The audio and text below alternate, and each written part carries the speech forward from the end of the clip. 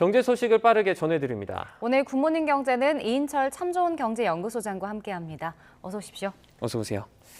네, 인플레이션의 중요 지표입니다. 지금 미국의 9월 소비자 물가지수 CPI가 밤사이에 공개가 됐습니다. 이번에도 시장 예상치를 웃돌았죠? 그렇습니다. 자, 이 산이 정상인가 보다라고 하고 올라왔는데 뒤에 먹구름이 걷히면서 또 하나의 정상이 보이고 있습니다. 네. 미국 소비자 물가 지수의 이제 단순적으로 이제 지표만을 놓고 보면 지난달에 비해서 조금 둔화된 건 맞아요. 네. 8.2% 1년 전보다 올랐습니다. 예상치를 8.1%가 예상치니까 예상치를 소폭 웃돈 게 맞는데 네. 지금 전 세계인이 주목하고 있는 건 여기서 거품을 좀 빼보자. 변동성이 너무 큰 에너지, 식음료를 제외한 근원 물가 지수가 어떻게 되느냐가 가장 중요하거든요. 이건 아직도 멀었다라는 겁니다. 네. 지난달에 6.3%에서 또 6.6%까지 더 뛰었어요. 자, 이러다 보니까 지금 그 다음 달 미국은 11월 1일, 2일 FOMC 회의가 있어요. 이 회의에서 4연속 자이언트 스텝은 기정사실화하고 있고요. 네. 올해 마지막 12월 14일에 또 미국의 FOMC 회의가 있습니다. 여기에서 5연속 자이언트 스텝 가능성이 높아지고 있습니다. 네. 자, 이러다 보니까 이게 지금 11월 8월에 미국이 중간 선거예요. 이게 바이든 행정부의 물가지표 중간 선거 이전에 나오는 마지막 성적표예요. 굉장히 안 좋은 성적표를 받아들었어요. 그러다 보니까 유권자의 표심에 악영향을 미칠 가능성이 상당히 높다라는 분석이 나올 수밖에 없고, 특히나 이게 한번 오르면 잘 안 내리는 것들이 많이 올랐어요. 네. 이 식음료, 식료품 많이 올랐고요. 주거비용 역시 1년 전에 비하면 식료품이 11%, 그리고 주거비용이 6.6%예요. 이건 잘 안 내리거든요. 이 기조적으로 보니까 물가 상승세가 아직은 인플레이션 정점은 좀 멀었다라는 걸 좀 시사하고 있는 대목인데, 아마 이런 걸 감안하게 되면 이런 이제 우리 하는 이창용 총재가 이런 얘기했잖아요. 미국이 지금 과속 페달을 받고 있어서 우리도 빅스텝할 수밖에 없었다. 한 연말 가면 4%를 예상했던 연말 미국의 기준금리가 지금 4%, 4.8 얘기했거든요. 네. 자, 이렇게 되면 실제로 미국이 5번 연속 연거퍼 3걸음씩 가야 되는 상황. 이렇게 되면 사실 오징어 게임의 막판은 정말 눈치 보기예요. 네. 미국이 얼마 가느냐에 따라 4걸음 갈 수도 있고 3걸음 갈 수도 있고 2걸음 갈 수도 있거든요. 아마 지금 FOMC 회의 의사록도 그렇고요. 그리고 나타나고 있는 고용지표도 그렇고요. 대부분 미국이 더 빠른 속도로 긴축을 해야만 그동안 3번 인상으로는 물가가 잡히지 않았다라는 게 중론입니다. 네. 뭐 이렇게 물가 지표가 예상치를 웃돌면서 말씀하신 대로 자이언트 스텝 0.75%포인트 이제 미국이 다다음 달 밟을 거다라는 예상도 나오는데 뭐 1%포인트 인상설도 잠깐 나왔다면서요? 그렇습니다. 어제 CPI 발표 나고 뉴욕 증시 개장하자마자 굉장히 큰 폭으로 약세로 출발을 했어요. 네.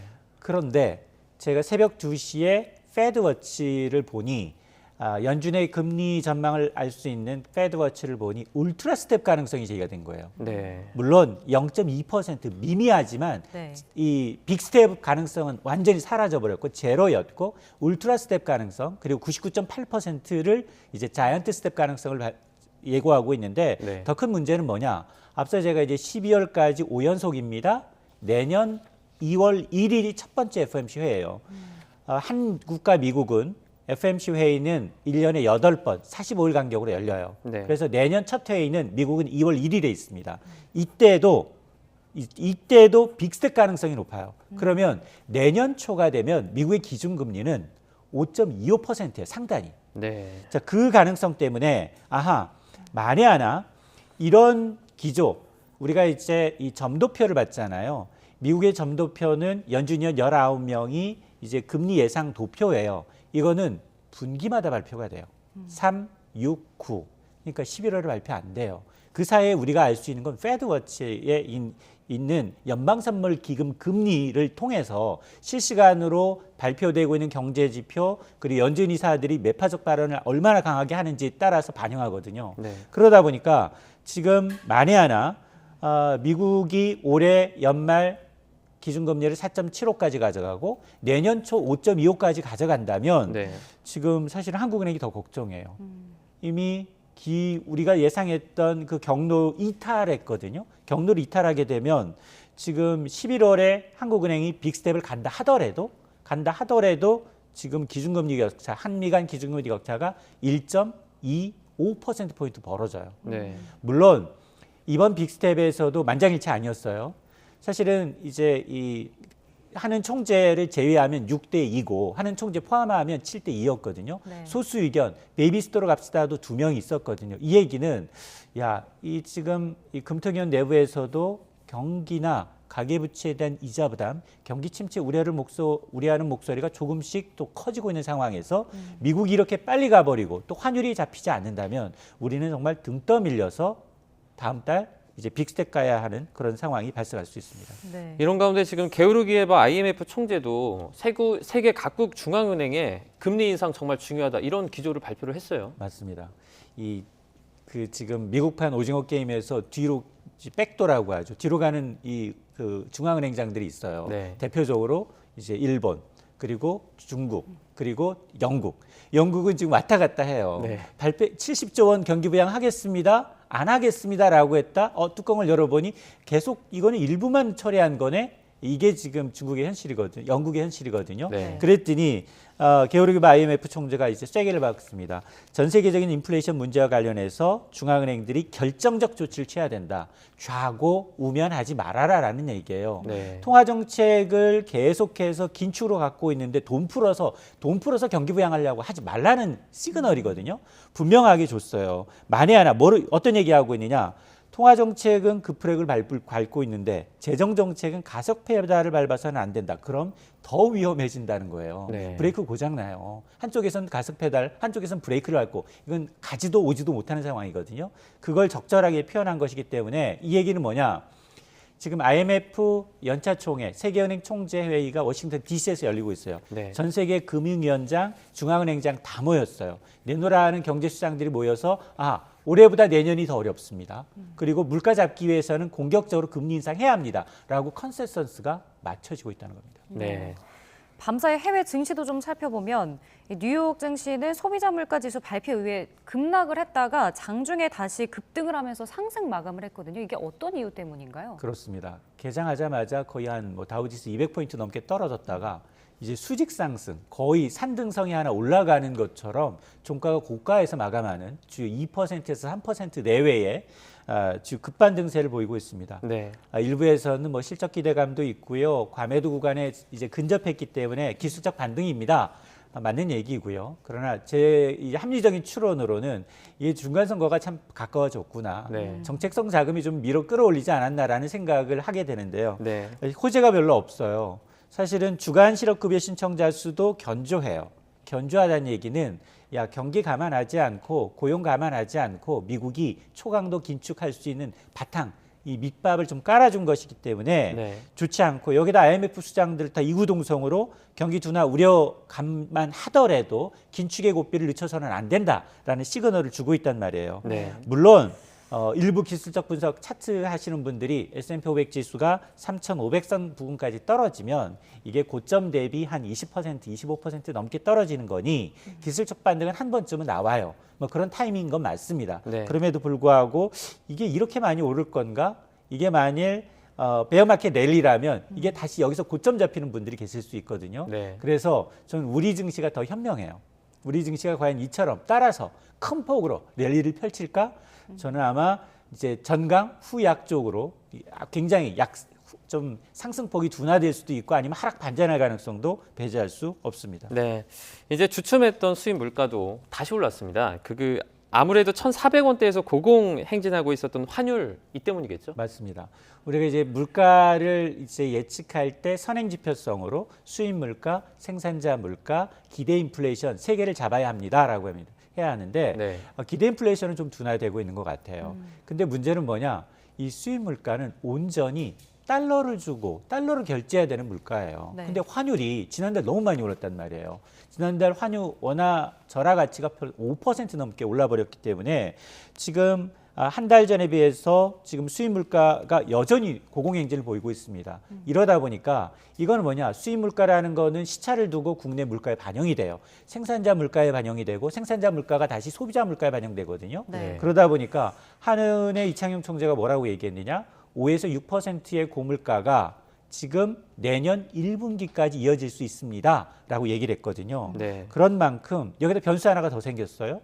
국제유가 지난달까지 괜찮게 내려가다가 다시 오펙 플러스가 다음 달부터 증산하겠습니다가 아니라 감산. 주로 200만 배를 감산하겠습니다. 바이든의 기대를 확 꺾어버렸어요. 네. 그러자 다시 국제유가 오르는 걸 감안하게 되면 상당히 물가가 우리도 굉장히 평평하게 내리지 않고 우상향할 가능성이 상당히 높아졌는데요. 3.3% 낮다라고 생각할 수 있겠습니다만 지금 우리가 수입 물가라는 게 우리 의미대로 할 수 있는 게 아니기 때문에 굉장히 좀 우려스러운 수준입니다. 네.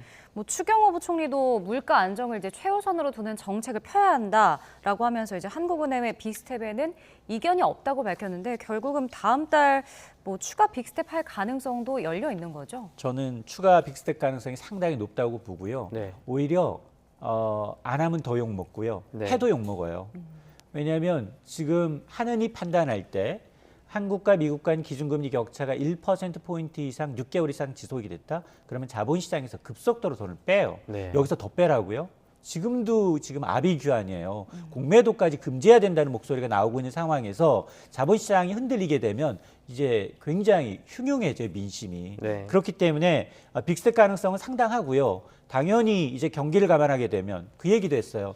이 추경호 경제부총리가 한 말 중에 세 가지를 주목해 보면 올해가 내년보다 더 어렵습니다. 네. 올해도 힘들었는데 내년은 경기 성장 더 떨어져요. IMF가 4월, 7월, 10월 세 번 경기 전망 수정했어요. 저 경기 전망 잘못했습니다. 다 내려요. 근데 내년 2%가 과연 온전히 갈 것인가? 더 내리게 되면 1%예요. 네. 자, 이런 걸 감안하게 되면 물가도 그렇고요. 환율도 그렇고요. 또 뭐라고 얘기했냐? 환율 측면에서는 한미 통화 스와프 후 깜짝은 없다라고 얘기했어요. 네. 예견했던 겁니다. 미국이 지금 40년 만에 최악의 인플레이션, 그런 물가 못 잡아서 지금 달러 긴축하고 있는데 우리는 달러 내주세요라고 요구하고 있으니 무슨 대가를 더 치르려고요? 우리가 차라리 우리가 방어하는 게 낫다.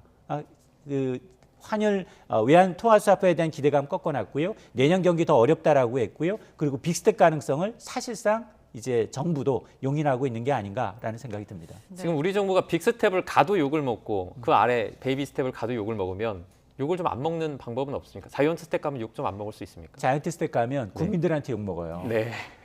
아니 지금 빚 부담이 얼마나 늘어났는데요. 지난 이제 8월에 제로였어요. 제로 금리였어요. 네. 10년 만에 지금 3% 금리 시대예요. 굉장히 여러 가지 함축적인 의미가 있는데 물론 뭐 이제 예금이 있으신 분들은 5% 이자 1억 은행에 예치해 두면 연간 500만 원 이자 받으니까 넉넉하시겠죠. 네. 이 얘기는 뭐냐? 은행들이 예적금 금리 올린다는 건 이렇게 빨리 올린다는 건 당연히 대출 금리가 따라 올라갑니다. 코픽스 금리라는 건 은행 시중 8개 은행이 예적금 금리를 반영해요. 바로 올라가요. 더 올라갑니다. 네. 그러니까 이게 좋아도 좋아할 게 아니에요. 예금 금리 오른다는 게 좋아도 좋아할까? 그 이면에는 대출 금리 따라 오릅니다가 숨어 있습니다. 네. 아니 그럼 금리가 이렇게 인상되면 지금 말씀하신 대로 빚 부담이 늘잖아요. 그럼 저소득층, 취약계층들 좀 지원할 수 있는 대책이 나와야 되는 것 아닌가요? 지금 하고 있잖아요. 새 출발 기금도 하고 있고 안심전환 대출 하고 있고 네. 안심전환 대출 10월 17일이 마지막이에요. 여기 한 25조 원 투입돼 있죠. 재정이 지금 얼마 정도 신청했느냐? 한 2조 원 남짓 신청했어요. 처음부터 예견돼 있잖아요. 여기 주택 1주택자인데 실거래 가격 4억 원 이하만 신청 가능합니다. 네. 서울 수도권 신청자가 거의 없어요. 지방에서 해봐도 얼마 안 돼요. 그러다 보니 이 기준 좀 더 올리겠습니다. 실거래가 5억, 6억 단계적으로 높이는 거 감안하고 있는데 네. 아니 이것도 예측을 못하면 뭐하러 국민의 이 월급을 받아갑니까? 네. 이거 세 번째예요. 2015년도 했고요. 2019년도 했어요. 그러면 이게 누적된 데이터가 있으면 적어도 지금 뭐 1,800조가 넘어가는 이 가계부채 가운데 80% 이상이 변동금리이기 때문에 네. 지금 이렇게 가파르게 금리가 오를 때는 정말로 영끌했던 비트했던 분들 나 몰라라 할 게 아니라 연착륙할 수 있는 기회를 줘야 돼요. 이게 아마 정책 금융 당국의 고민일 겁니다. 네, 이제 뭐 실효과가 좀 더 좋은 그런 정책이 좀 나왔으면 좋겠습니다. 네. 여기까지 듣겠습니다. 굿모닝 경제 이인철 소장과 함께했습니다. 고맙습니다. 고맙습니다.